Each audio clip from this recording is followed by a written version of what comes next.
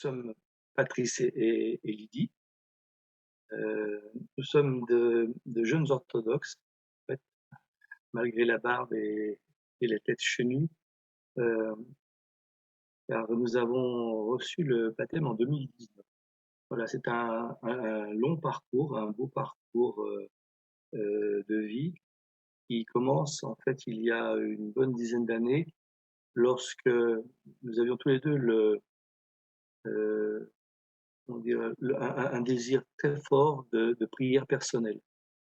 Et nous avons rencontré à ce moment-là dans notre vie cette prière chrétienne qui s'appelle l'oraison, qui est plutôt reliée à la tradition carmélitaine.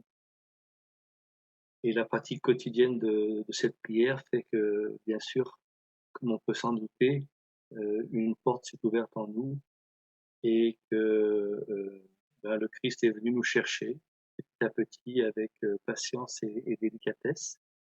Et est venu un moment où il est devenu évident pour nous que nous allions rentrer dans la tradition chrétienne.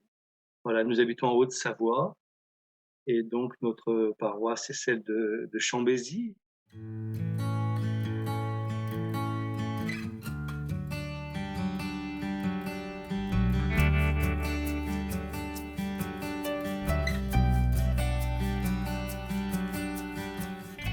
Voilà, donc nous avions tout à apprendre de cette tradition toute nouvelle pour nous et nous avons eu connaissance de l'Institut par des mails qui nous ont été envoyés par des gens qu'on connaît d'un peu plus près, Christine Chaillot et puis Sandrine Caméry, qu'on connaît assez. C'est comme ça que nous sommes venus d'abord à suivre les fondamentaux de l'orthodoxie, des fondamentaux d'une grande richesse, tant par le contenu que par la diversité des approches, et une diversité des approches dues aux différents conférenciers.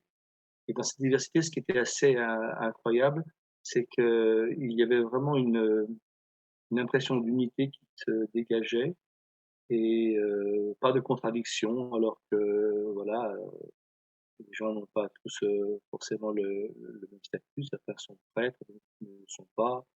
Il y a des gens qui viennent de Grèce, de Serbie, de tradition russe. Voilà, il y a quelque chose qui était très unifié et qui, pour nous, était vraiment précieux.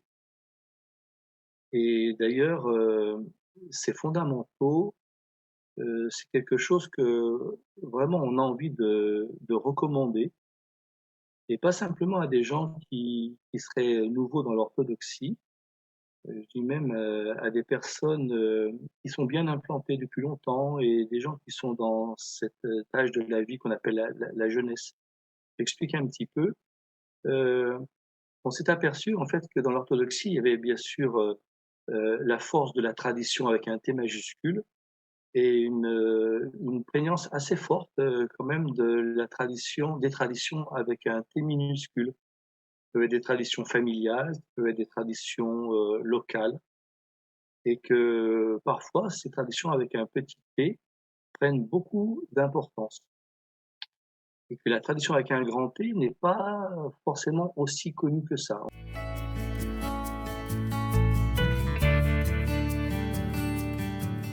Pour compléter ce que Patrice a dit, on a été frappé pendant les fondamentaux du fait que les intervenants, les enseignants que nous avons eus, étaient tellement ouverts aux questions.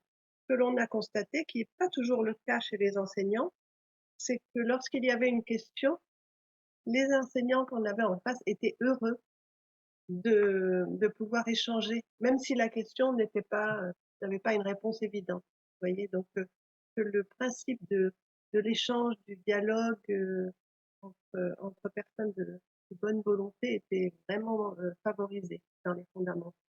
Et d'ailleurs, pour nous, ça a été riche aussi d'échanges entre nous. Enfin, c'est un point très, très précieux, c'est que on n'a pas parlé de l'évaluation, mais je trouve que le mode d'évaluation est génial. C'est-à-dire que c'est pas trop difficile pour des gens qui ne sont pas des étudiants destinés à obtenir un master. C'est ça demande du temps, mais pas trop de temps.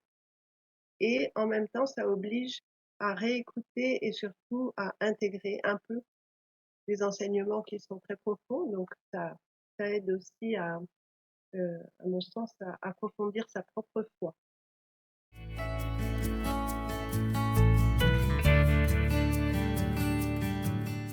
En ce qui concerne les cours pour lesquels je me suis inscrite cette année, c'est vraiment la suite. C'est-à-dire qu'après avoir entendu Père Andrelowski dans le cours sur les mystères et les actes sacramentels, j'ai eu envie d'approfondir. Et c'est ça qui fait que je me suis inscrite au TL6 et que j'ai eu effectivement les approfondissements que je cherchais. En ce qui concerne aussi le cours sur la Bible des fondamentaux, j'avais beaucoup apprécié l'approche de, de l'enseignante et j'avais envie d'aller plus loin aussi. Surtout, alors moi je connais assez bien l'Ancien Testament, mais je connais moins le Nouveau Testament, donc j'ai pris tout ce que je pouvais des cours proposés cette année par Saint-Serge et probablement je poursuivrai l'année prochaine. Donc l'évangile de Jean, l'Apocalypse, les évangiles de Matthieu et de Marc. Voilà. J'ai beaucoup apprécié aussi le fait qu'en tant qu'auditeur libre, il était possible de prendre une inscription au semestre euh, des cours qui nous intéressent, sans pour autant s'inscrire à tous les cours du semestre, ni sans pour autant passer un diplôme, etc. Et pour un tarif forfaitaire.